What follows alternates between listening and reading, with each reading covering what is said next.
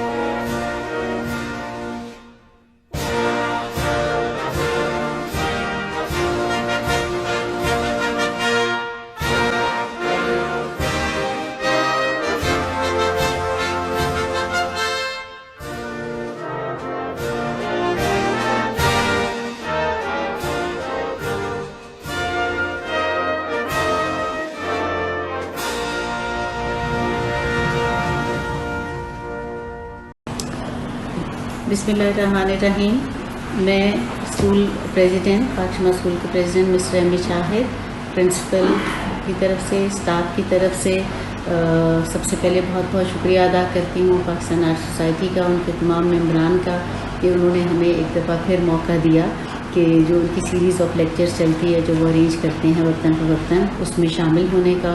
और आज का एक बहुत ही अहम जो लेक्चर है Pakistan and challenges of youth के हवाले से, जो कि मारूफ शख्सियत प्रोफेसर डॉक्टर रुखसाना साहिबा जो हैं वो देंगी, और उसमें हमें हमारे बच्चों को ऑनलाइन लेने के लिए और उसमें उनको शामिल होने के लिए यकीनन ये बहुत इन्फॉर्मेटिव होगा उनके आने वाले दिनों के लिए भी, उनके सब्जेक्ट के हवाले से भी, और इसका जो है फ़ायदा वो यकीनन बच्चों को बहुत पहुँचेगा। और ऐसे बहुत सारे लेक्चर्स जब पाकिस्तान आर्ट सोसाइटी अरेंज करती है तो हम उनके शुक्रगुजार होते हैं कि वो हमें किसी न किसी हवाले से मौका ज़रूर देते हैं, चाहे वो किसी शख्सियत को यहाँ बुलाएं या कोई ऑनलाइन ऐसी एक्टिविटी करें, तो उसमें ये बच्चों के लिए बहुत बेनिफिशियल होता है। तो बहुत शुक्रिया, और उम्मीद करती हूँ कि सारे बच्चे भी और जो असातिज़ा इसको सुनेंगे वो इससे यकीनन मुस्तफ़ीद भी होंगे और अपने सब्जेक्ट को इम्प्रूव करने के लिए इस्तेमाल करेंगे। औज़ु बिल्लाहि मिनश शैतानिर रजीम, बिस्मिल्लाहिर्रहमानिर्रहीम। नाज़रीन इकराम, पाकिस्तान आर्ट सोसाइटी कतर की जानिब से दोहा कतर से अदील अकबर का सलाम कबूल कीजिए। जैसा कि आप जानते हैं, हमारी आज की तकरीब मुमलिकत खुदादाद इस्लामी जमहूरिया पाकिस्तान के 75वें यौम आज़ादी की मुनासबत से मुनक्किद की जा रही है, और आज की इस तकरीब की मेहमान मुकर्रर मोहतरमा प्रोफेसर डॉक्टर रुखसाना इफ्तिखार साहिबा लाहौर पाकिस्तान से इस वक्त हमारे साथ हैं। हमारे आज के प्रोग्राम की मेज़बानी के फ़राइज़ पाकिस्तान आर्ट सोसाइटी कतर के सदर मोहतरम मोहम्मद इब्रार हुसैन साहब और मोहतरम डॉक्टर फैसल हनीफ साहब करेंगे। नाज़रीन कराम, पाकिस्तान आर्ट सोसाइटी की हमेशा कोशिश रही है कि हम तलबा और नौजवानों में ज़्यादा से ज़्यादा मुस्बत आगाही का शऊर बेदार करें। मैं बग़ैर किसी तमहीद के शायर मशरिक़ इल्लामा इकबाल के एक शेर के साथ, नहीं है ना उम्मीद इकबाल अपनी किश्ते वीरां से, ज़रा नम हो तो ये मट्टी बहुत सरहेज़ है साकी। नाज़रीन कराम, पाकिस्तान आर्ट सोसाइटी के प्रोग्रामों में एक दिलचस्प सेगमेंट जिसका नाम बी माई गेस्ट है, प्रोग्राम के इस हिस्से में मोहतरमा प्रोफेसर डॉक्टर रुखसाना इफ्तिखार साहिबा अपना तारुफ सवाल और जवाब की सूरत में ख़ुद पेश करेंगी। मैं तारुफ के लिए माइक पाकिस्तान आर्ट सोसाइटी के सदर मोहतरम मोहम्मद इब्रार हुसैन के हवाले करता हूँ। इब्रार भाई प्लीज़। बहुत शुक्रिया अदील भाई। अस्सलाम वालेकुम मुअज़्ज़ज़ नाज़रीन कराम। آج ہماری خوش قسمتی ہے کہ پاکستان اسٹڈیز سینٹر اور ظہیر الدین بابر سینٹر پنجاب یونیورسٹی پاکستان کی ڈائریکٹر جناب ڈاکٹر رخسانہ افتخار صاحبہ ہمارے ساتھ موجود ہیں. انہوں نے اپنی مصروفیات میں سے وقت نکال کر ہمیں وقت دیا. تو میں ویلکم کروں گا, خوش آمدید کہوں گا ڈاکٹر رخسانہ افتخار صاحبہ کو, اور ان سے ایک مختصر ہمارا سیشن ہوگا یہ سوال جواب کا, جس میں وہ اپنے بارے میں بتائیں گی, اور اس کے بعد پھر جو ہے وہ پروگرام کے بقیہ حصے کا کنٹینیوٹی رہے گی. تو ڈاکٹر رخسانہ افتخار صاحبہ, ہم آپ کو خوش آمدید کہتے ہیں. کیسی ہیں آپ؟ بہت شکریہ ابرار حسین صاحب. اور اسپیشلی شروعات کرنے سے پہلے میں جو پاکستان سوسائٹی قطر کے جتنے بھی ممبران ہیں, اسپیشلی عدیل اکبر صاحب, میں آپ کی شکر گزار ہوں کہ آپ نے مجھے اس سیگمنٹ میں آن لائن لیا. تو میں بالکل ٹھیک ٹھاک ہوں اور آپ لوگوں کے ساتھ مل کر بہت اچھا لگ رہا ہے. ڈاکٹر صاحب, پروگرام کا باقاعدہ آغاز کرتے ہیں. سب سے پہلے تو ہمیں کچھ اپنے بارے میں مختصراً بتائیے کہ آپ کا تعلق کہاں سے ہے, پیدائش کہاں ہوئی, اور ابتدائی تعلیم اور ہائر ایجوکیشن کہاں سے حاصل کی؟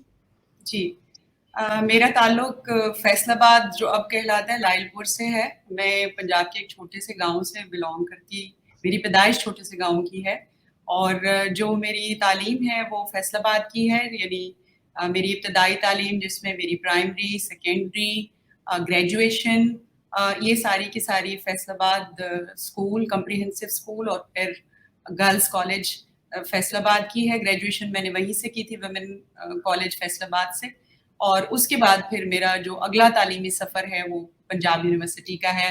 1994 میں پنجاب یونیورسٹی میں ایم اے کے طالب علم کی حیثیت سے میں نے یہاں ہسٹری میں جوائن کیا تھا.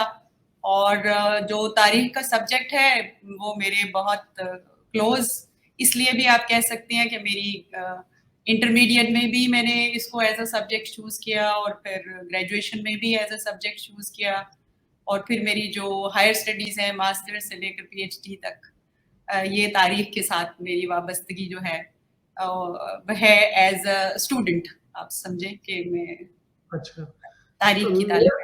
جی, میرا اگلا سوال اسی بارے میں تھا کہ بہت کم لوگوں کو بیسیکلی تاریخ سے دلچسپی ہوتی ہے, حالانکہ تاریخ جو ہے وہ اس بہت زیادہ سیکھنے کے مواقع ہیں.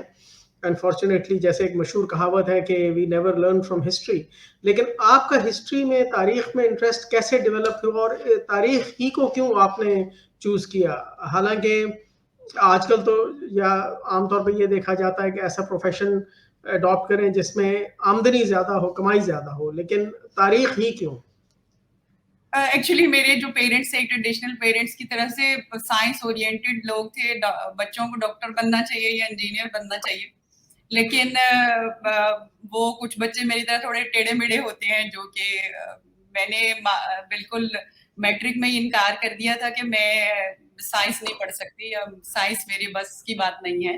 تو اس وجہ سے یعنی میٹرک بھی آپ کہہ لیں آرٹ سے کیا, اور پھر جو سبجیکٹ اس لیے اچھا لگتا تھا کہ آئی واز ویری فیسینیٹڈ کہ یہ جو تاریخ میں لوگ ہوتے ہیں یہ کس طرح رہتے ہوں گے, اور کنگز اینڈ کوئنز کیسی زندگی بسر کرتے ہوں گے, یا پھر جیسے کسی بھی ملک کو چلایا جاتا ہوگا تو اس کے کیا رولز ہوں گے. میں نے اس کو وہ جو ایک نیچرل سا کانسیپٹ ہے کہ ڈرائی ہوتی ہے اور اس میں ڈیٹس یاد کرنی پڑتی ہیں, میں نے اس کو اس طرح سے نہیں لیا ہے ابرار صاحب. یعنی یہ کہا جا سکتا ہے کہ آپ ان خوش قسمت افراد میں سے ہیں جنہوں نے اپنے رجحان کے مطابق تعلیم حاصل کی, جو آپ کو پسند تھا وہ حاصل. اچھا, میرا اگلا سوال یہ ہے کہ پھر آپ نے ٹیچنگ کو ایز اے پروفیشن کیوں اڈاپٹ کیا, اس کی کیا وجہ تھی؟ وہ ڈاکٹر صاحب میرا جس ایج سے یا جس ایج گروپ سے میرا تعلق ہے اس زمانے میں, اور لڑکیوں کے لیے دو پروفیشنز بہت اچھے سمجھے جاتے تھے کہ اگر وہ سائنس اسٹوڈنٹ ہے تو وہ ماسٹرز کیمسٹری, بایولوجی اور فزکس میں کر کے ٹیچنگ میں چلی جائے. اور دوسرا یہ کہ جس خاندان سے میں بلانگ کرتی ہوں وہاں پہلے بھی دو میری جو آپ کہہ لیں کہ میری سب سے بڑی والی جو ممانی تھی وہ بھی پروفیسر تھی, اور انہوں نے جب ہمارے خاندان میں پہلی دفعہ شروعات کی کہ اس طرح سے جاب کرنی چاہیے, عورتوں کو باہر آنا چاہیے, ماسٹرز کرنا چاہیے, تو میرے لیے ایک انسپریشن اس طرح سے بھی تھی. اور دوسری انسپریشن یہ بھی تھی کہ जिसमें मेरी मदर बहुत ज़्यादा, मेरी माँ रोल प्ले कर रही थी कि जो औरतें हैं तुम्हारी मामी की तरह से वो तालीम हासिल कर सकती हैं, वो बाहर निकल सकती हैं, वो अपनी नौकरी कर सकती हैं, मुलाजमत कर सकती हैं। तो ये आप समझ लें कि ये एक मेरी डिज़ायर भी थी और दूसरा मेरी वालदा का भी एक था पैशन के हमारे ख़ानदान में एक खातून पहले आई है और उसका एक बहुत अच्छा मकाम है माशरे के अंदर, लोग उसको एक उस्ताद की हैसियत से जानते और पहचानते हैं। तो इस वजह से एक ख़ानदान में जैसे इंस्पिरेशन बंदा लेता है कि जी एक बंदा पहले है तो फिर दूसरा भी। Right right. मेरा अच्छा ये बताइए कि फिर आपने वर्क और फैमिली लाइफ को बैलेंस कैसे किया, खास तौर पे जब बच्चे छोटे थे, किस किस्म के चैलेंजेस आपने फेस किए और उनको कैसे फिर आपने एड्रेस किया, कैसे जो है उनका सामना किया? जी, एक तो इसमें मैं अपने आप को दोबारा खुशकिस्मत समझती हूँ कि फैमिली कोई इतनी बड़ी नहीं है। मेरा एक ही बेटा है और वो थोड़ा शुरू में निगलेक्टेड रहा, ज़ाहिर है मेरी मसरूफियात, मेरा आना जाना, फिर यानी जॉब, क्लासेस, एडमिनिस्ट्रेटिव ड्यूटीज़। तो शुरू में मुझे लगता था कि मैं शायद उसको प्रॉपर टाइम नहीं दे पाती 6, 7, 8 क्लास तक, लेकिन मैं उसको पढ़ाने के लिए ज़रूर टाइम स्पेयर करती थी। 2 घंटे, 3 घंटे जितना मुझे वक़्त मिलता था, मैं ज़रूर उसको देती थी। Now he is a grown up kid के जी, अब 17-18 साल का वो हो रहा है।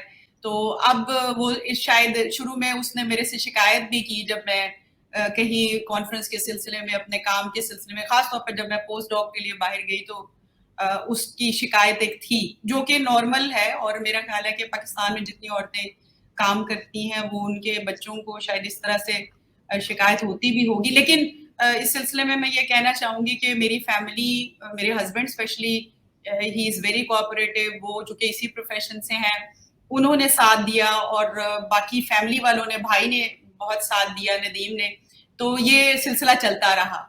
अगर शायद ये सपोर्टिव हैंड ना होते, मेरे साथ ये लोग मौजूद ना होते, तो यकीनन ये एक बहुत मुश्किल टास्क है कि आप अपनी फैमिली को भी देखें और फिर अपनी प्रोफेशनल लाइफ को भी वक्त दें।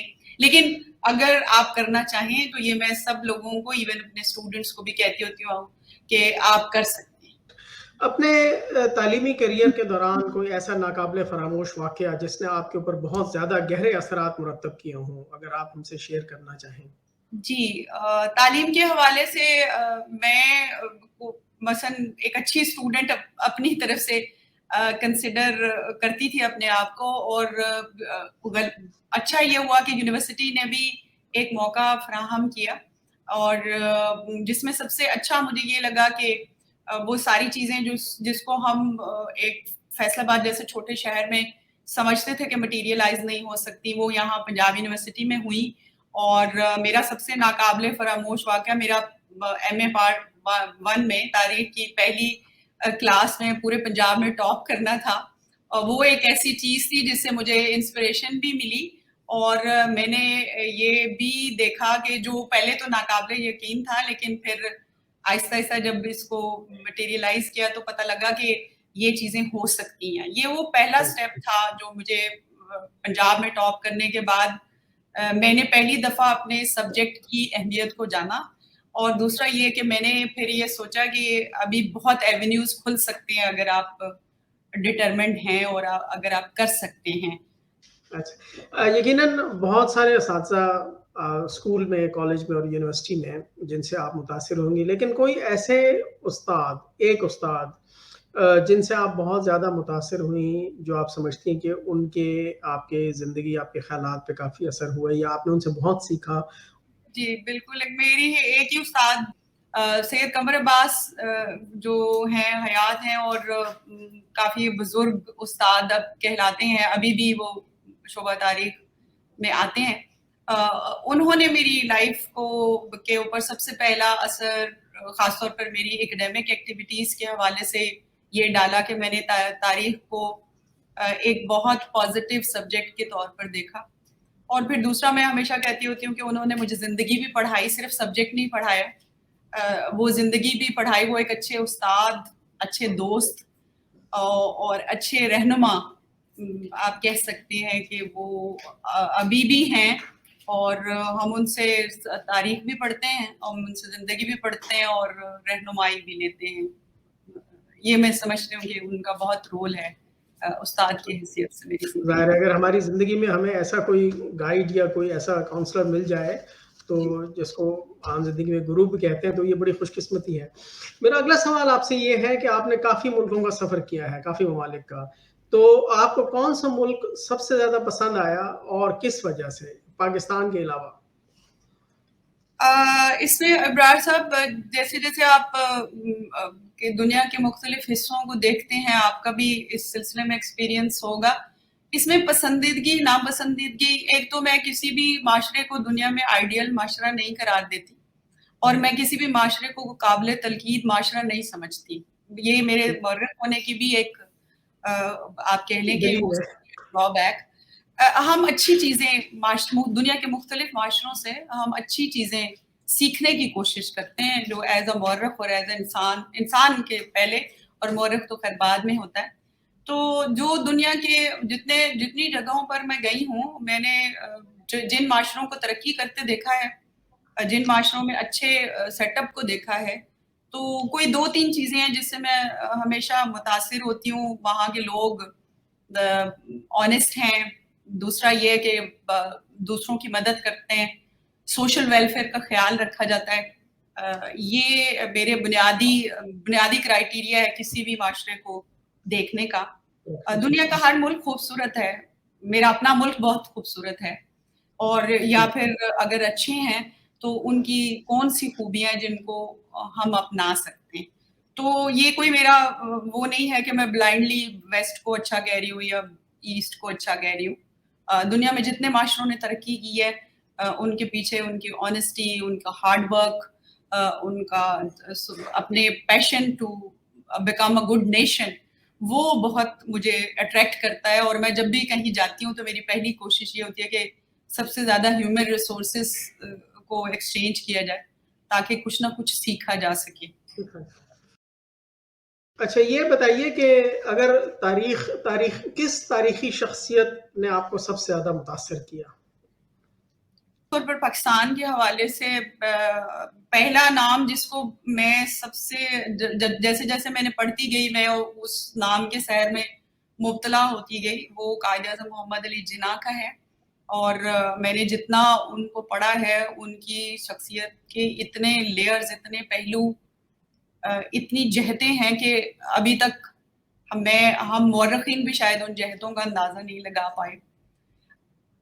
ڈاکٹر صاحب اگلا سوال میرا یہ ہے کہ آپ کے پاس اگر کوئی فارغ وقت ہوتا ہے تو آپ اس میں کیا کرنا پسند کرتی ہیں؟ آپ کے انٹرسٹ کیا ہے؟ مطلب کام اور تعلیم اور فیملی کے علاوہ اگر آپ کے پاس کوئی وقت بچتا ہے تو آپ اس میں کیا کرنا؟ یہ بڑا مشکل ہے. اتنے خاص طور پر آج کے دنوں میں جب میں کافی ساری ذمہ داریاں سنبھال رہی ہوں، ایڈمنسٹریٹو بھی، اور آج کل کے دنوں میں تو بڑا مشکل ہوتا ہے. لیکن ویکینڈز ایسے ہوتے ہیں جس میں تھوڑا وقت ہوتا ہے، تو اس میں کچھ ڈرامہ دیکھ لیا اور کچھ پڑھ لیا.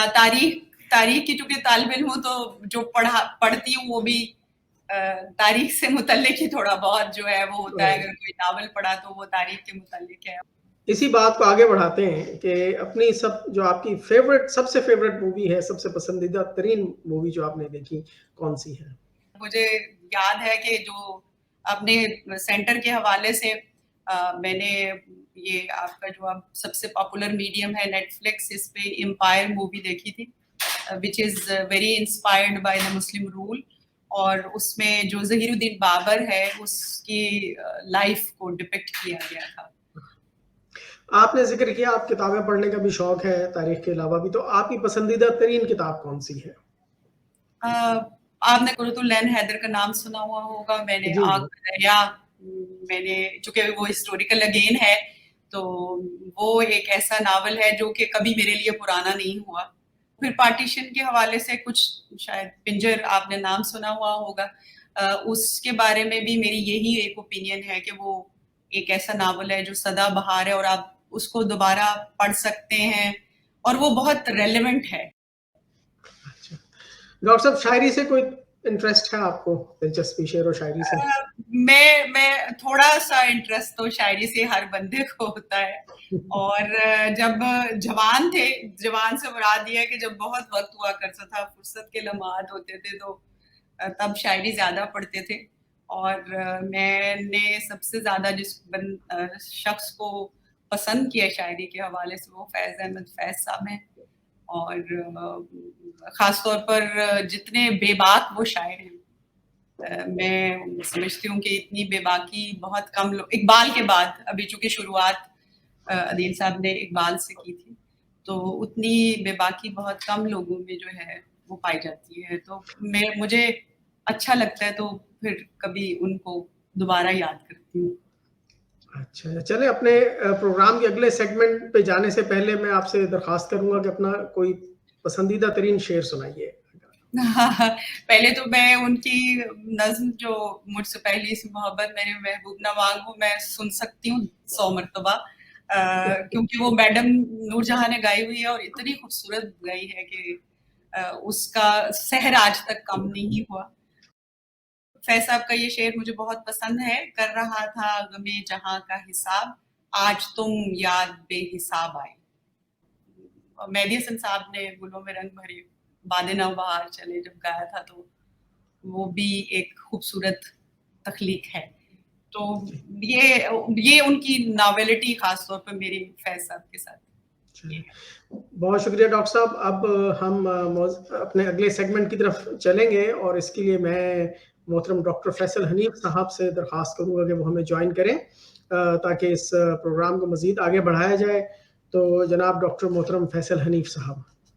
बहुत शुक्रिया जनाब अबरार हुसैन साहब, इस दिलचस्प गुफ्तगू के लिए प्रोफेसर साहिबा से आपको खराज तहसीन पेश करता हूँ।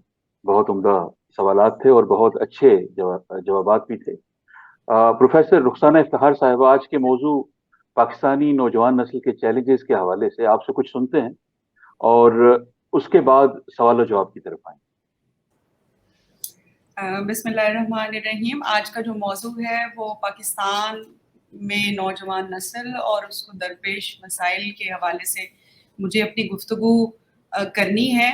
मैं इस गुफ्तगू को दो बड़े हिस्सों में तकसीम करूंगी। पहले पाकिस्तान में नौजवान नस्ल और उसके मसाइल, और फिर हम थोड़ी सी बात करेंगे कि उसका सलूशंस या उसके वर्केबल सलूशंस जो हैं वो क्या हो सकते हैं, या एक एकेडमिया की हैसियत से मैं कुछ तजवीज़ ऐसी दूंगी जिससे वो कम से कम उनको पब्लिक लाइफ में अपना कर तो अपनी यूथ को भी बेहतर बना सकते हैं और ख़ास तौर पर अपने पोटेंशियल या अपनी स्किल्स को यूज़ कर सकते हैं। तो पहला हिस्सा जिसके ऊपर मैं बात करना चाहती हूँ वो ये है कि पाकिस्तान एक दुनिया का खुशकिस्मत तरीन मुल्क है कि यहाँ पर तकरीबन 60% आबादी जो है वो नौजवानों पर मुश्तमिल है। नौजवानों से मेरी मुराद ऐसे लोग जो कि 15 से 40 साल की उम्र के दायराकार में आते हैं। पाकिस्तान का नौजवान इस वक्त 21वीं सदी में तो दाखिल हो चुका है, लेकिन उस 21वीं सदी में दाखिल होने के बावजूद उसको बहुत सारे ऐसे मसाइल का सामना है जो कि मेरा ख्याल है कि वो तमाम मसाइल 19वीं सदी के हैं। पाकिस्तान का सबसे बड़ा मसला माशी मसला है।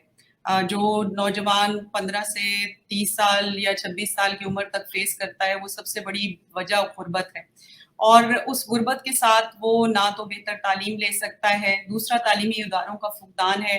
पाकिस्तान की ज़्यादा आबादी देहाती इलाकों में रहती है। उन देहाती इलाकों में लड़कियों के लिए, लड़कों के लिए स्कूल दस्तयाब नहीं है। बहुत सारे बच्चे ऐसे हैं जो कि उन स्कूल्स तक पहुंचने से पहले ही कोई ना कोई ऐसी नौकरी कर लेते हैं, किसी के यहाँ काम जो है वो शुरू कर लेते हैं। और तीसरा जो बड़ा मसला है कि अगर वो नौजवान तालीमी इदारों तक पहुंच पाते हैं तो तालीमी इदारों के अंदर अब पाकिस्तान के अंदर इतनी गुंजाइश और इतनी जगह मौजूद नहीं है कि उन तमाम नौजवानों को उन नौजवानों को उस तरह से अकोमोडेट कर सकें जिस तरह से बाकी ममालिक के अंदर होता है। मैं आप सब लोगों की तरह इस बात से मुकम्मल तौर पर मुत्तफिक हूँ कि पाकिस्तान का नौजवान बहुत बासलाहियत नौजवान है। कुदरती तौर पर भी उसके अंदर इतना पोटेंशियल मौजूद है कि वो तमाम चीज़ों को बहुत अच्छे तरीके से लर्न कर सकता है, अच्छे तरीके से अपना सकता है और अच्छे तरीके से अपनी ज़िंदगी में शामिल कर सकता है। ये मेरा کو پچھلے 20 سال کا تعلیمی تجربہ بھی آپ کہہ سکتے ہیں کہ میں ایسے نوجوانوں سے ملتی رہتی ہوں. ہمارے پاس صرف اور صرف ان سکلز کو آرگنائز کرنے کا اور ان نوجوانوں کے پوٹینشیل کو یوز کرنے کا باقاعدہ ایک پلیٹ فارم موجود نہیں ہے، اور ہمارے پاس ایسی تنظیمیں موجود نہیں ہیں جو کہ ان نوجوانوں کو دیکھ سکیں، ان نوجوانوں کے مسائل کو چینلائز کر سکیں. میرے ادارے میں تعلیمی کونسلنگ کا آغاز 2005 میں جنرل ارشد محمود صاحب نے کیا تھا، فوجی وائس چانسلر تھے ہمارے. تو انہوں نے یہ کہا کہ جو نوجوان ہیں ان کی کاؤنسلنگ کی جائے، کیریئر کاؤنسلنگ کی جائے، ان کی ایموشنل کاؤنسلنگ کی جائے تاکہ وہ بہتر مستقبل کی طرف جا سکیں. ہمارا نوجوان جیسے ہی ان تمام مسائل کے ساتھ پنجاب یونیورسٹی میں، جیسے پنجاب یونیورسٹی سے میرا تعلق ہے تو میں اس کے حوالے سے بات کروں گی کہ جب وہ اس ادارے میں انٹر ہوتا ہے، ایک پبلک سیکٹر کی یونیورسٹی ہے، اسکالرشپ لیتا ہے، لیکن پھر بھی اس کے مسائل یہاں اس تعلیمی ادارے میں بھی اس طرح سے نہیں ہو سکتے. یعنی میرے جو باہر کے ایکسپوجرز ہیں، اگر میں ان نوجوانوں کو دیکھوں، وہاں پر نوجوانوں کی آرگنائزیشن موجود ہیں، ان کی اسکلڈ کے جو مواقع ہیں وہ زیادہ ہیں. ہمارے ہاں ہنر مندی کا کانسیپٹ ابھی تک پاکستان میں شروع نہیں ہو سکا نوجوانوں کے حوالے سے. ہمارا نوجوان صرف اور صرف اس کے بارے میں سوچتا ہے کہ میں تعلیم حاصل کروں گا، ڈگری لوں گا اور جا کے ایک بہت بڑے دفتر میں ایک بہت بڑی کرسی پر بیٹھ جاؤں گا، تو یہ میری تعلیم کا سب سے بہترین مقصد ہے جو میں کر سکتا ہوں. ہمارا نوجوان اپنے ہاتھ کے ہنر پہ بلیو نہیں کرتا. ہمارا نوجوان صرف اور صرف تعلیمی کتابیں پڑھنے کے علاوہ وہ کسی دوسری چیز کی طرف مائل ہی نہیں ہوتا. وہ اس طرف نہیں جاتا کہ اگر میرے ہاتھ میں کوئی ہنر ہے. میں یہ تو جب ہماری زندگیوں میں کمپیوٹر داخل ہوا تو تب نوجوانوں نے اپنے آپ کو اس سے آراستہ کرنے کا فیصلہ کیا کہ اب آگے کوئی ہمارے پاس جگہ نہیں ہے یا ہمارا گزارا اس کے بغیر نہیں ہوگا. لیکن میں نے دنیا کے دوسرے ممالک میں دیکھا ہے، وہاں نوجوان پلمبرز بھی ہیں، وہاں نوجوان جسے کہتے ہیں نا کلیننگ سروسز میں بھی ہیں، وہاں نوجوان ڈرائی کلینرز بھی سیکھتے ہیں، وہاں نوجوان ٹیلرنگ بھی سیکھتے ہیں، وہاں نوجوان ہر شعبے میں اپنی صلاحیتوں کو یوٹیلائز کرنے کا فیصلہ جو ہے وہ کرتے ہیں.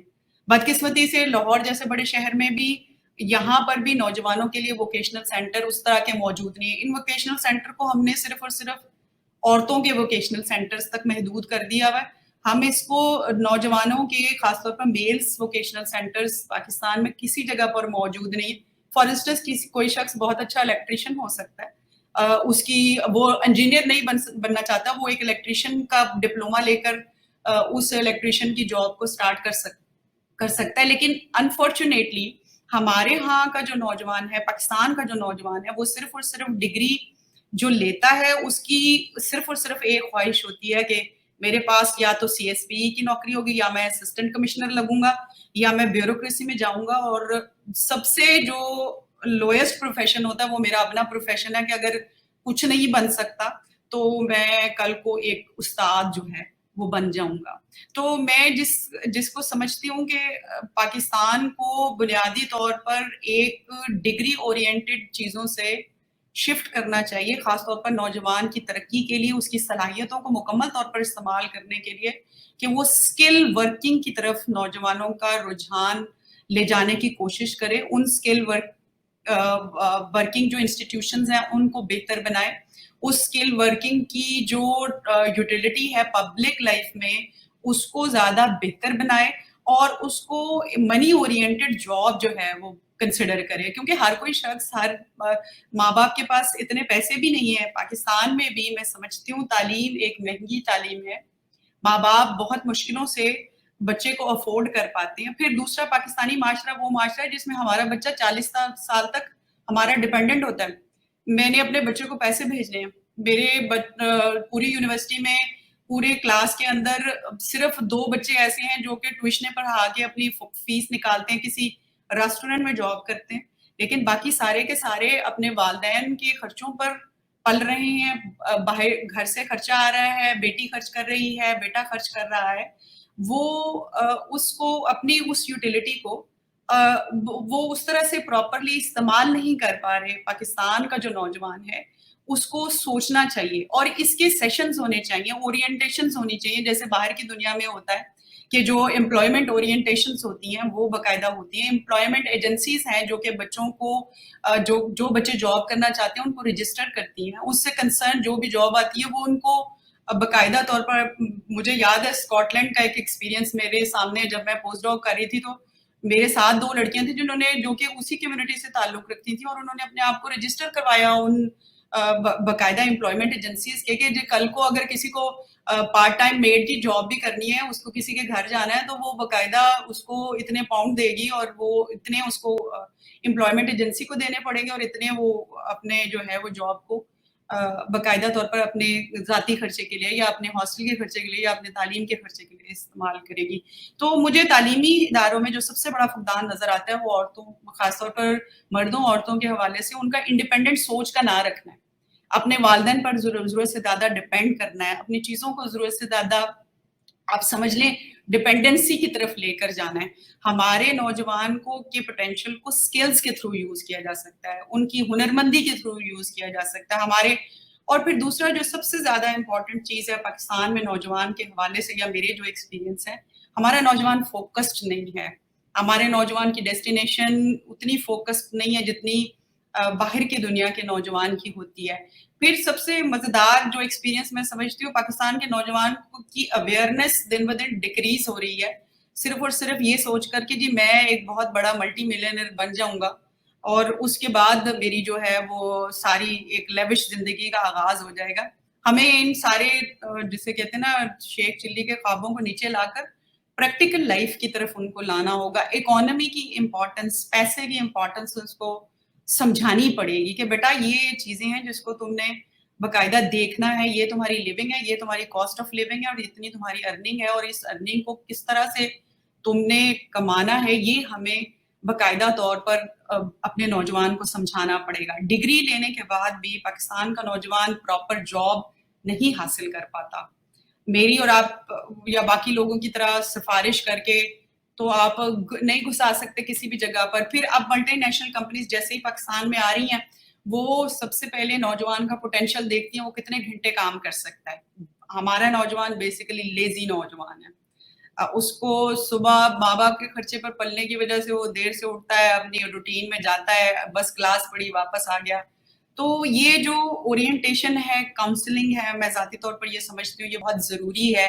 اور یہ آپ کا جو پروگرام چل رہا ہے, اسٹوڈنٹ شاید جب اس کو دیکھے گا, نوجوان جب اس کو دیکھے گا, تو اس کو شاید ان چیزوں کو سمجھنے کی کوشش کرنی پڑے گی کہ دنیا اس وقت کس طرف موو کر رہی ہے, اور میرا جو میرا حدود اور ہے وہ کتنا محدود ہے, اور کتنی محدود ہو کے میں ان چیزوں کے بارے میں جو ہے وہ سوچ رہا ہوں. صلاحیتیں ہر بچے میں موجود ہوتی ہیں. قدرت نے ہر نوجوان کو ایک مخصوص صلاحیت سے نوازا ہے, اس کا ایک مخصوص آپ کہہ لیں ٹیلنٹ ہے جو اس کو اللہ تعالیٰ کی طرف سے ہدیت کیا گیا. یہ جو معاشرے ہیں دنیا کے, یہ صرف اس ٹیلنٹ کو نکھارتے ہیں, اس کو زیادہ بہتر بناتے ہیں, اس کے رجحان کے مطابق اس کو لے کے چلتے ہیں. تعلیمی ادارے شاید اسی لیے وجود میں آئے تھے کہ ان کے ٹیلنٹ کو باقاعدہ ایک مثبت سمت میں لے کے چلا جائے. لیکن پاکستان میں جو اسٹوڈنٹ کو اس وقت چیلنج آ رہا ہے, رہنمائی کا فقدان ہے. اسٹوڈنٹ کو باقاعدہ طور پر اچھی رہنمائی نہیں ملتی. بعض اوقات اسٹوڈنٹ بہت لمبی تعلیمی سفر کو ہچکولوں میں بسر کرتا ہے کیونکہ اس کے پاس مناسب رہنمائی موجود نہیں ہے, ایسے سینٹرز موجود نہیں ہیں جو اس کو گائیڈ کر سکیں. پھر وہ بہت بڑے خواب لے کر آتا ہے, اور جب وہ خواب پورے نہیں ہوتے تو پاکستان میں بہت سارے نوجوان انہی تعلیمی اداروں میں ڈرگس کا شکار ہو جاتے ہیں. تو یہ جب مختلف میڈیم ہمارے نوجوانوں کو مختلف فورم پر یہ میسیجز کنوے کریں گے کہ بیٹا لائف بہت امپورٹنٹ ہے, آپ کا پوٹینشیل, آپ کا ہارڈ ورک آپ کو زندگی میں صحیح اور مثبت سمت میں لے کے جائے گا. یہ گائیڈنس کاؤنسلنگ کے سینٹرز موجود ہوں گے, ان کی سکلز کو باقاعدہ بہتر کیا جائے گا ووکیشنل ایجوکیشن کے تھرو.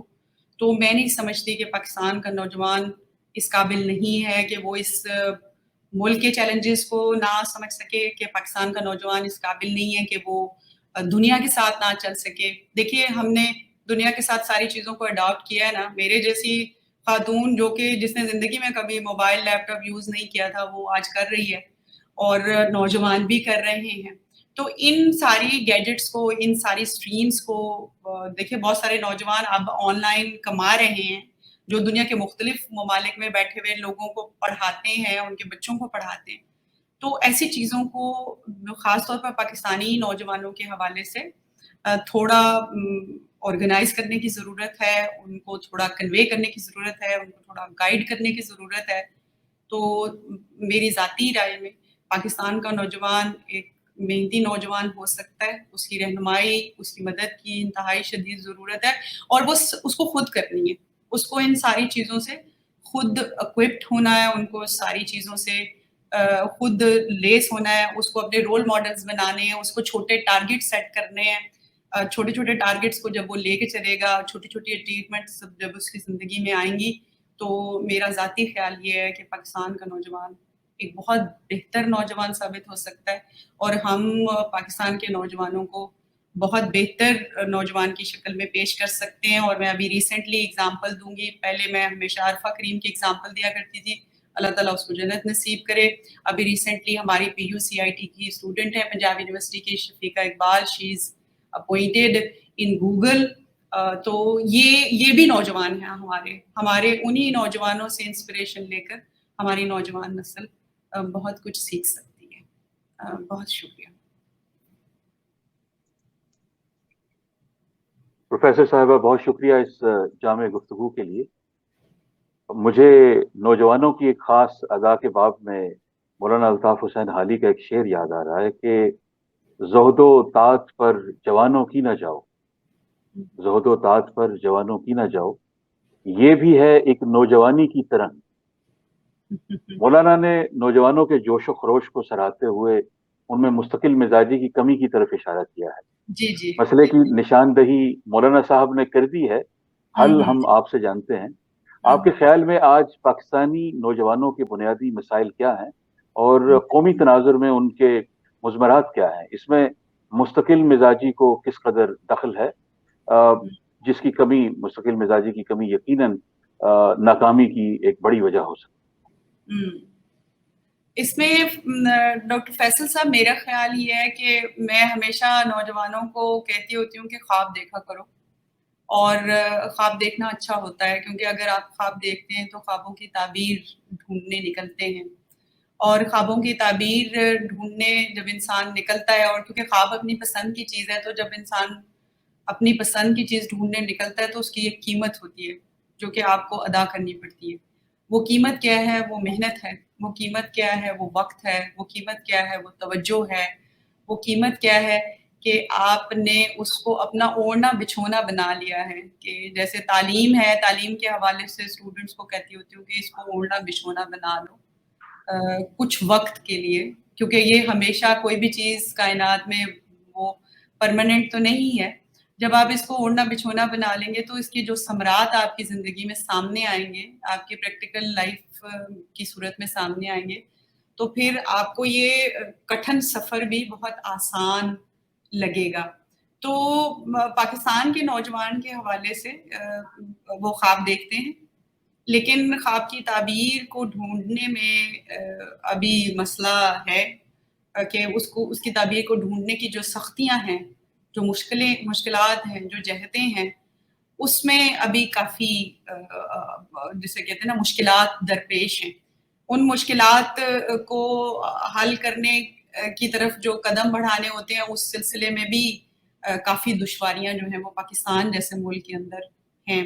بڑی دشواری ظاہر ہے معیشت ہے, اکانومی کا انسٹیبل ہونا ہے. اور میرا یہ خیال ہے کہ جیسے ہی انسان ان تمام مشکلات سے, پاکستان جیسے ملک کے اندر جب غربت بہت زیادہ ہوتی ہے, مسائل بہت زیادہ ہوتے ہیں, تو جو نوجوان پڑھ لکھ بھی جاتے ہیں وہ بھی پاکستان میں رہنا پسند نہیں کرتے, وہ یہاں سے چلے جاتے ہیں, اس ملک کو چھوڑ جاتے ہیں. برین ڈرین بہت ہوا ہے ڈاکٹر فیصل صاحب. ہمارے اپنے نوجوان, بہت اچھے نوجوان, بہت بہتر نوجوان اسی معاشی بدحالی کی وجہ سے اس ملک کو چھوڑ کر جا چکے ہیں, اور وہ بہت اچھی زندگی بسر کر رہے ہیں. تو میرا یہ خیال ہے کہ آپ اپنے نوجوانوں کو مستقل ایک امید دلائیں, اپنے ملک کے اندر مواقع پیدا کریں, معاشی حالات تو شاید اب زیادہ بہتری کی ابھی تو توقع نہیں ہے، خاص طور پہ یہ کرونا یا پینڈیمک کے بعد ابھی تھوڑا وقت لگے گا، لیکن نا امید نہیں ہونا چاہیے. میں نے یہاں کے بچوں کو میں بہت نا امیدی دیکھی ہے کہ یہ ہمارے لیے چیزیں نہیں ہیں، اور اس میں ہمارے جیسے لوگوں کا کام ہے کہ اس امید کو بندھائے رکھیں، ان چیزوں کو بچوں کو ضرور کنوے کریں، اسٹوڈنٹس کو ضرور کنوے کریں کہ نہیں، اگر آپ محنت کریں گے تو محنت کا آپ کو پھل بھی ملے گا، اور آپ کی ڈگری یا آپ کے جو چیزیں ہیں، آپ کی پڑھائی ہے، وہ کل کو آپ کے کام بھی آئے گی. اور دوسرا جو امپورٹنٹ چیز شاید ڈاکٹر فیصل صاحب آپ اتفاق کریں گے، ہمارے ہاں ہماری تعلیم کا جو بنیادی مقصد ہے وہ انسان بنانا نہیں ہے. جو مجھے دوسرے ملکوں میں دیکھ کر لگتا ہے کہ پاکستان میں ہم صرف اور صرف ایک بچے کو تعلیم کے بعد روزگار کی طرف منتقل کر رہے ہیں.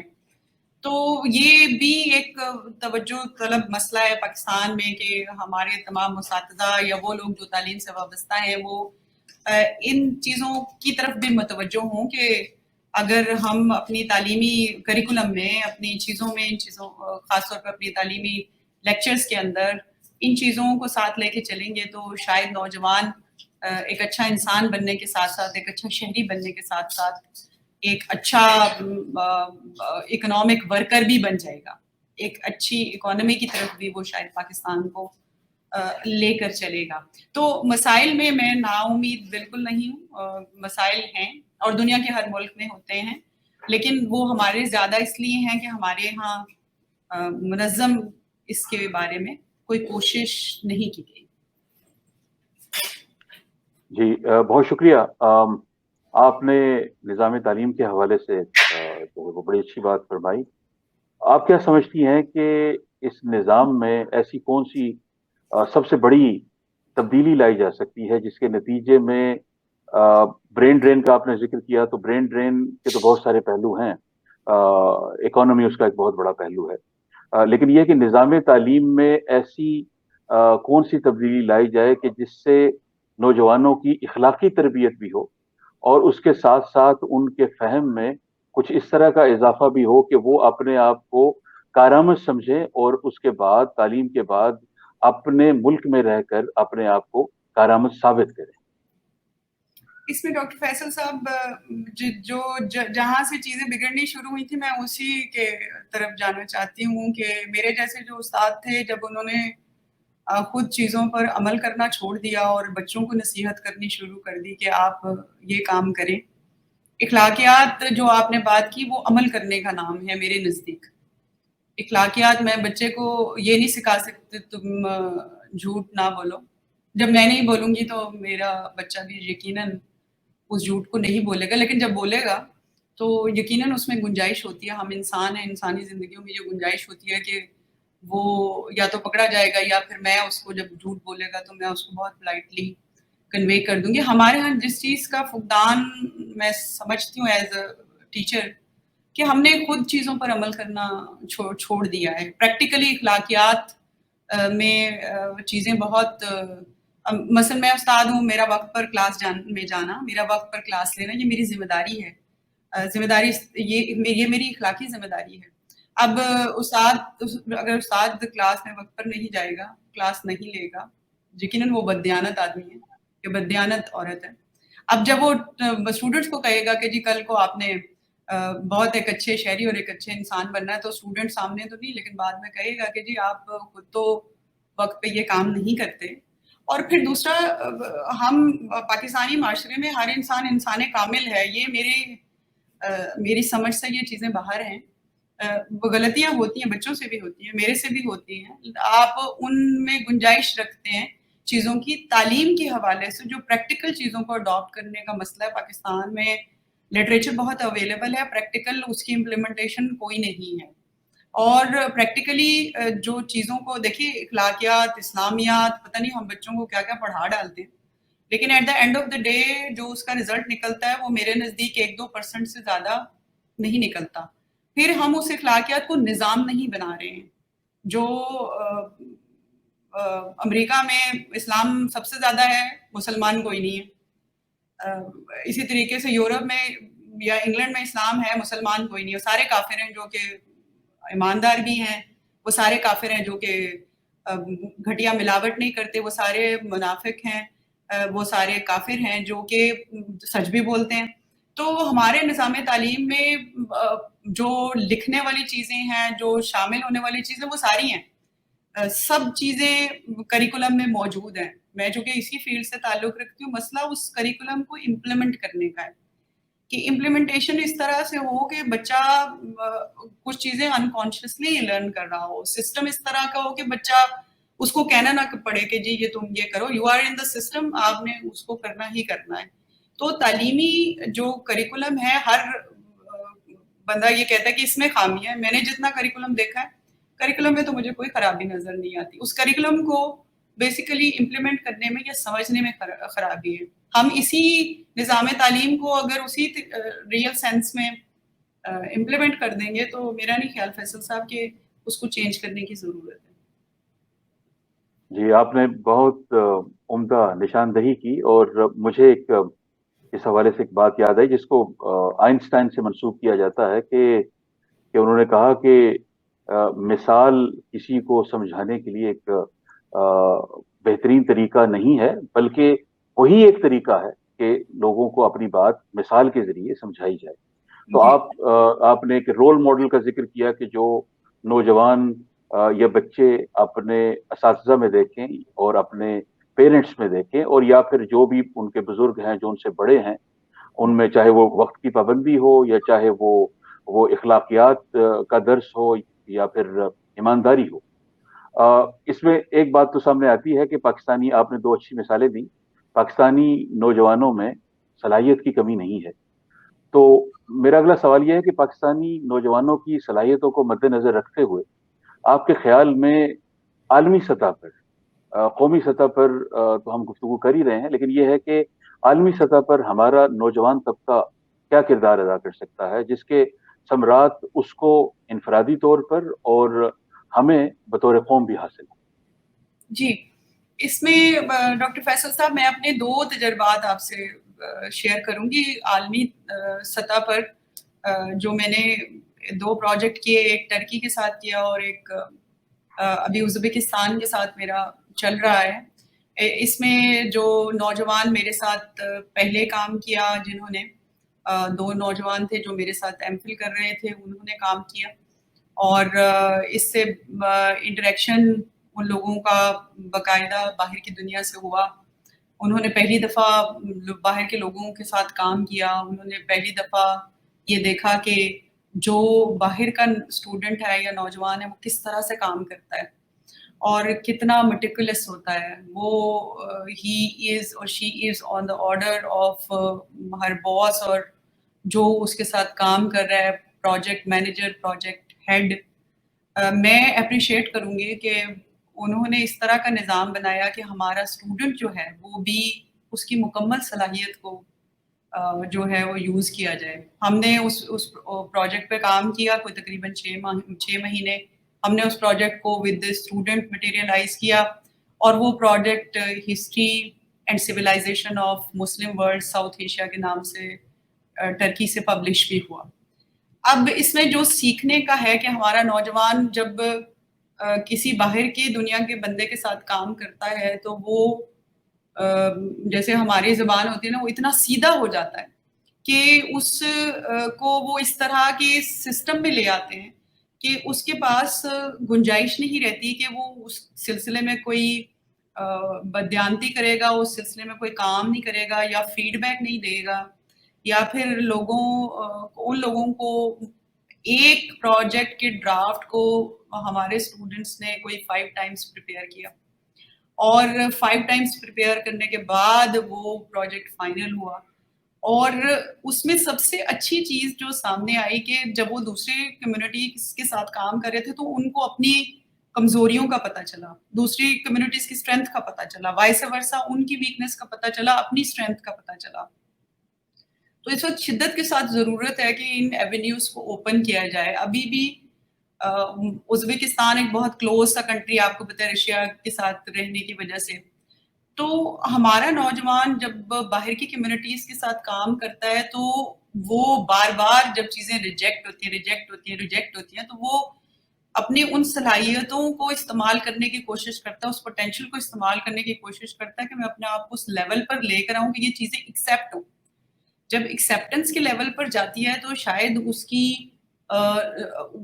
کی وہ جسے کہتے ہیں نا انسپریشن زیادہ بڑھ جاتی ہے, اس کا کام کرنے کا جذبہ زیادہ بڑھ جاتا ہے. تو ایک قطع نظر اس چیز کے کہ اسٹوڈنٹ کس طرح کا کام کرتا ہے, وہ بے شک ایک بہت برے ڈرافٹ سے کام کو شروع کرتا ہے میرے شعبے میں, لیکن جیسے جیسے وہ کام کرتا ہے وہ ریلیونس ہوتا جاتا ہے. اور ہمارا نوجوان جب باہر نکلتا ہے کام کرتا ہے, اس وقت دنیا کے ہر ملک میں ہمارے اسٹوڈنٹ موجود ہیں جو کہ اسٹڈی ویزا پر گئے ہیں, دے آر پرفارمنگ ویل.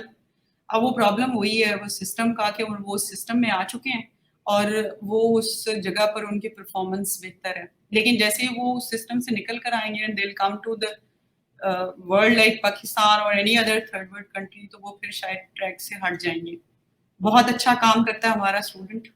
ہمارے اسٹوڈنٹ کے اندر وہ ساری چیزیں موجود ہیں جو باہر کے اسٹوڈنٹ کے اندر موجود ہوتی ہیں. جب یہ دوسری آرگنائزیشنس کے ساتھ کام کرتے ہیں جو ملٹی نیشنل ہوتی ہیں, بہت فوکس ہوتے ہیں. اور جو سب سے اچھا فیصل صاحب جو مجھے لگا کہ وہ اس چیز سے بھی کیا کہتے ہیں ہوتے ہیں انسپائر کہ ان کو بہت اچھا معاوضہ بھی ملتا ہے ان چیزوں کے ساتھ ساتھ کہ ان کی انسپریشن ہے, ان کا کام ہے. تو یہ میرا پریکٹیکل ایکسپیرینس ہے جو میں آپ کے ساتھ شیئر کر رہی ہوں کہ اسٹوڈنٹ بہت اچھا کام کرتا ہے, نوجوان بہت اچھا کام کرتا ہے, اس میں کوئی دوسری رائے نہیں ہے. وہ غلطیوں سے سیکھتا بھی ہے, وہ بہتر بنانے کی کوشش بھی کرتا ہے اس کو, لیکن جب اس کو ایکنالج نہیں کیا جاتا پاکستان جیسے معاشرے میں, اس کی کوئی جیسے کہتے ہیں نا اس کو پروجیکٹ نہیں ملتا پاکستان جیسے معاشرے میں, تو پھر شاید مایوسی جو ہے وہ پیدا ہوتی ہے. تو میری یہ ریکویسٹ ہے کہ اس کو چینلائز کیا جائے اور اس مایوسی سے اسٹوڈنٹ کو بچایا جائے.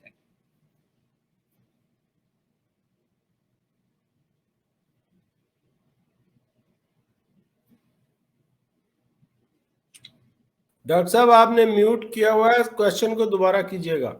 جی مائک پروفیسر صاحب ابھی نہیں, میں آپ کو اسکرین میں لیتا ہوں پھر کوشچن کرنا ہے. جی پروفیسر صاحب, تھوڑی دیر پہلے آپ نے اپنی گفتگو میں کاؤنسلنگ کا ذکر کیا تھا, تو نوجوانوں کی کاؤنسلنگ کار دشوار ہے. اس ضمن میں آپ کی تجاویز کیا ہیں کہ جن کو بروئے کار لا کر والدین اور اساتذہ یا ان کے مینٹرز نوجوانوں کی صحیح سمت میں رہنمائی کر سکتے ہیں؟ ڈاکٹر فیصل صاحب, میرا یہ ذاتی تجربہ بھی ہے کہ پاکستان میں والدین اپنے بچوں سے بات نہیں کرتے.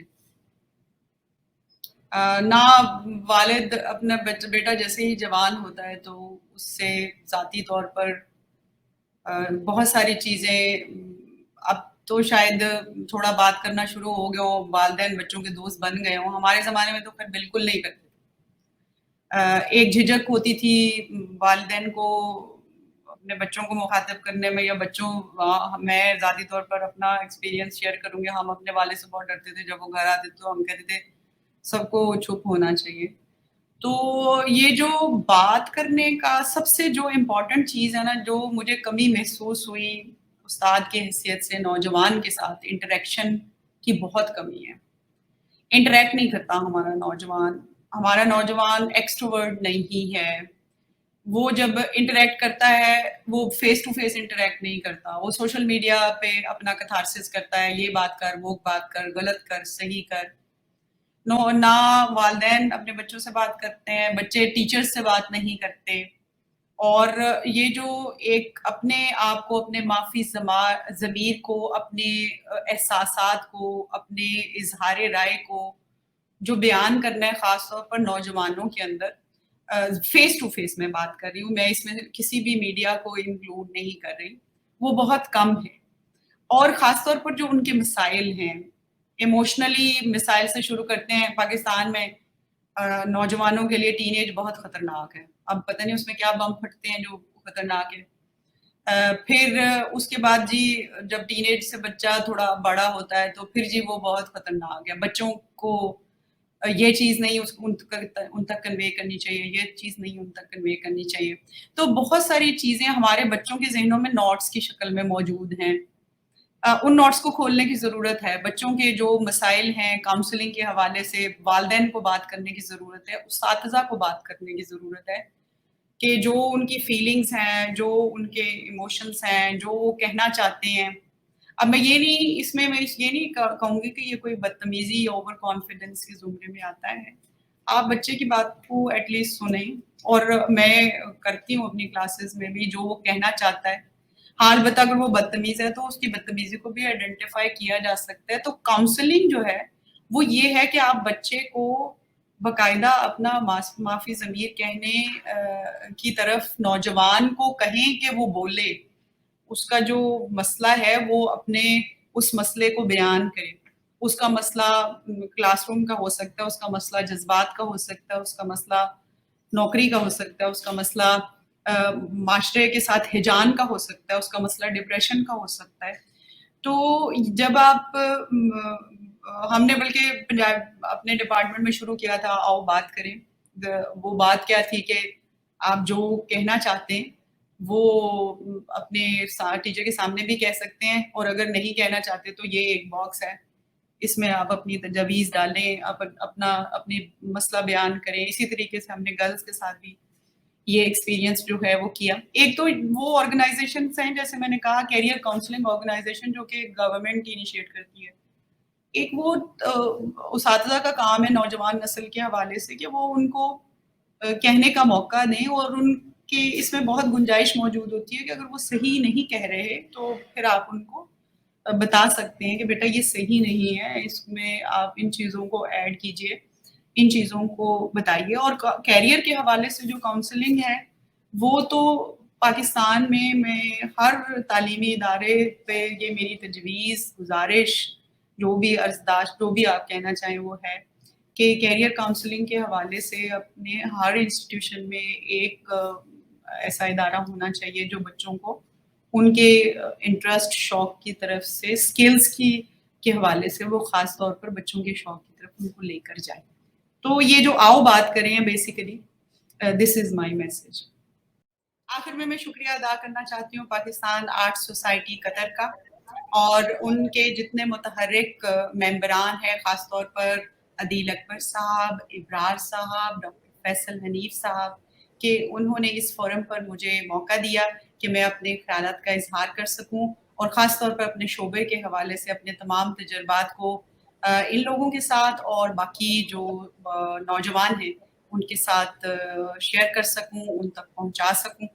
بہت شکریہ. بہت شکریہ پروفیسر صاحبہ اس سیر حاصل گفتگو کے لیے. تشریحی باقی ہے، موضوع بہت دلچسپ ہے اور بہت عمدہ باتیں ہم نے آپ سے سنی ہیں. میں جناب ابرار حسین صاحب سے گزارش کرتا ہوں اختتامیہ کے لیے. ہمارے آج کے پروگرام کے سلسلے میں پاکستان آرٹ سوسائٹی قطر اس کے تمام ممبران کی طرف سے اظہار تشکر بطور خاص ہمارے چیئرمین پاکستان آرٹ سوسائٹی قطر اور چیئرمین پاک شمع school and college management committee جناب ایم اے شاہد صاحب، پرنسپل پاک شمع اسکول میڈم نبیلہ کوکب صاحبہ، جنہوں نے ہمیں کہا کہ یہ پروگرام فزیکلی اسکول کے ہال میں کیا جائے، لیکن ڈاکٹر رخسانہ افتخار صاحبہ کی مصروفیات کی بنا پر یہ ممکن نہ ہو سکا. بہرحال ہم یہ بھرپور کوشش کریں گے کہ اس پروگرام کی ویڈیو وہاں پہ دی جائے اور اس کو باقاعدہ چلایا جائے تمام اسٹوڈنٹس اور فیکلٹی کے لیے. اس کے علاوہ بطور خاص شکریہ ڈاکٹر فیصل حنیف صاحب کا، جنہوں نے اپنی مصروفیات میں سے وقت نکالا ہمارے اس پروگرام میں مدد دی، اور بالخصوص قطر کی معروف اور انتہائی متحرک سماجی شخصیت اور انفلوئنسر جناب رانا انور علی صاحب کا، جنہوں نے ماضی کی طرح ہمارے ساتھ بہت تعاون کیا تکنیکی طور پر، اور میٹ وتھ رانا کے فورم سے یہ پروگرام جو ہے وہ آپ تک پہنچانے میں ہماری بھرپور مدد کی. جناب رانا انور علی صاحب کا بھی بہت بہت شکریہ، اور آپ تمام ناظرین کا بھی بے انتہا شکریہ. آئیے ہاتھ اٹھائیے پروگرام کے آخر میں اور رب تعالیٰ سے یہ دعا کریں کہ اللہ تعالیٰ ہمارے وطن عزیز पाकिस्तान की हिफाजत फरमाए, तमाम अंदरूनी और बैरूनी दुश्मनों से, तमाम आफात से महफूज फरमाए। ख़ास तौर पर आजकल हमारे वतन अज़ीज़ में बारिशों और सैलाब की वजह से जो आफात आई हुई, अल्लाह ताला हमें उन तमाम लोगों की मदद करने की तौफ़ीक अता फ़रमाए और उनके मसाइल हल फ़रमाए। अल्लाह ताला हमारे नौजवान नस्ल को सही रास्ते पर चलाए और पाकिस्तान की तमाम अंदरूनी और बैरूनी साजिशों से और दुश्मनों से हिफाजत फरमाए। अल्लाह ताला हम जो पाकिस्तान से बाहर रहते हैं या पाकिस्तान के अंदर रहते हैं, हर लिहाज से हमें वतन अज़ीज़ की खिदमत करने की तौफ़ीक अता फ़रमाए। बहैसियत इनफरादी तौर पे और बहैसियत कौम अल्लाह ताला हमें सही रास्ते पर चलने की तौफ़ीक अता फ़रमाए और अक़वाम आलम में की बरादरी में एक बाइज़्ज़त मकाम अता फ़रमाए। आमीन सुम्मा जज़ाकल्लाह खैर। आप सब नाज़रीन का बहुत बहुत शुक्रिया। जज़ाकुमुल्लाह खैर। बहुत शुक्रिया पाकिस्तान आर्ट सोसाइटी कतर को एक बेहतरीन प्रोग्राम के इनेकाद पर मैं मुबारकबाद पेश करता हूँ। ख़ास तौर पर जो मौजू आज उठाया गया है पाकिस्तान और नौजवानों के चैलेंजेस, ये एक बहुत अहम मौजू था और प्रोफेसर डॉक्टर रुखसाना इफ्तिखार साहिबा ने जिस तरह से मौजू का अहाता किया है, मैं ये समझता हूँ कि ये नौजवानों के लिए मशाल राह है और पाकिस्तान आर्ट सोसाइटी ने अपनी रिवायात को बरकरार रखते हुए एक अहम मौजू का इंतखाब किया और एक बेहतरीन प्रोग्राम कम्युनिटी के सामने पेश किया। मैं भाई अदील अकबर साहब का, जनाब अबरार हुसैन साहब का, डॉक्टर फैसल हनीफ और आज की हमारी मेहमान प्रोफेसर डॉक्टर रुखसाना इफ्तिखार साहिबा का भी बहुत ममनून हूँ कि उन्होंने एक बहुत अहम मौजू पर बहुत ज़बरदस्त इज़हार ख्याल किया। पाकिस्तान आर्ट सोसाइटी को मेरी जानिब से मुबारकबाद। बहुत शुक्रिया। अच्छा, अब अगला पैच कौन सा था? अच्छा, अगला पैच मेरा है। आपका और डॉक्टर साहिबा का था, किसी कौन से वाला था वो? क्या कहेंगे? डॉक्टर साहब का जी, डॉक्टर साहब का हो गया ना? हाँ, डॉक्टर साहिबा का हो गया जी। इसी को मैं बताता हूँ। डॉक्टर साहब, आप अगर एक मुनासिब समझें, अगर वो आपको वो याद है ना जहाँ पे डॉक्टर साहब ने आपसे सवाल ये किया था कि आइडियल शख्सियात, डॉक्टर साहब ने किया था या अबरार भाई ने किया था? अबरार भाई ने किया जी। उसमें ना उसको आप ना उसको मेरा तो ख्याल में अदील भाई उसको पूरा ही काट देंगे तो अच्छा रहेगा, वो सवाल ही निकाल देंगे ना। आप उसको वो कर रहे हैं ना